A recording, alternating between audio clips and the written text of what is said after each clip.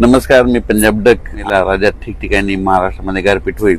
तर खूप ठिकाणी महाराष्ट्रामध्ये अहिल्यानगर झालं, धुळे जिल्हा, नंदुरबार जिल्हा, बऱ्याच ठिकाणी म्हणजे जवळपास खूप ठिकाणी गारपीट झाली. लातूर जिल्ह्यात झाली, साताऱ्याकडे म्हणजे नदी नाल्याला पूर आला, इतका पाऊस झाला.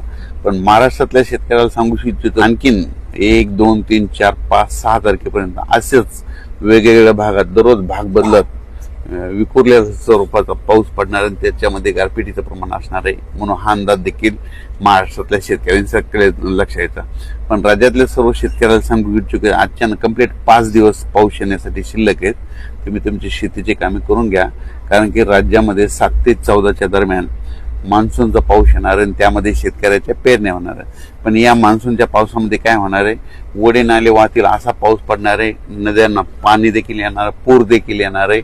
म्हणून हा अंदाज लक्षात यायचा. पण या मान्सूनच्या पावसात गारपीट कधी नसते, पण यावर्षी या मान्सूनच्या पावसात मात्र 7 ते 14 मध्ये ठिकठिकाणी गारपीट बघायला भेटणार आहे.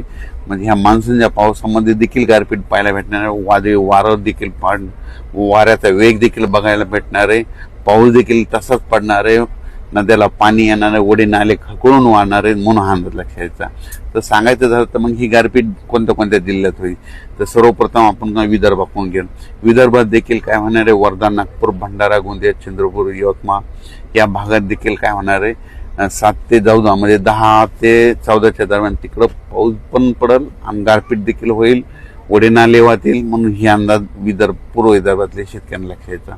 त्याच्यानंतर अमरावती, अकोला, बुलढाणा, यवतमाळ, वाशिम, नांदेड ह्या पट्ट्यातल्या शेतकऱ्याला सांगू इच्छितो की तुमच्याकडे देखील काय होणार आहे, 1 जून ते 5 जून तर हे भाग बदलत पाऊस पडणारच आहे.